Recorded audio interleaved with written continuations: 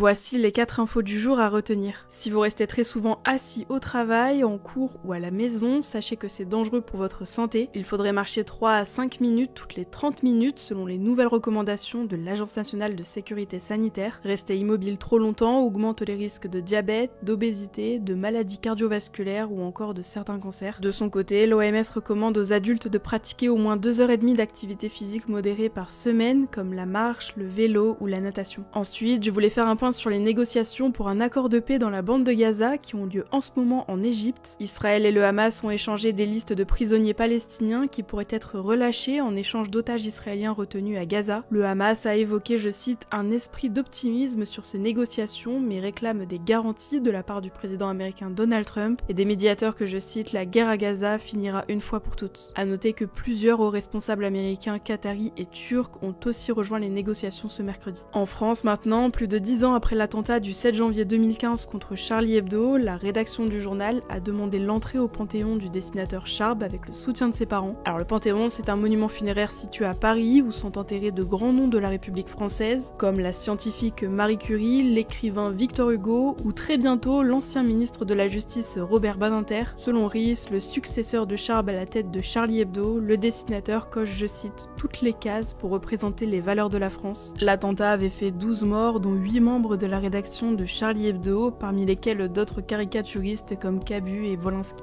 Et on finit avec une actu plus légère, le jeu de société Cluedo va bientôt être adapté sur Netflix. Il s'agira d'une compétition sous la forme d'une télé-réalité qui devrait se passer a priori aux États-Unis, selon le média américain Variety, un peu comme Loup-garou sur Canal+.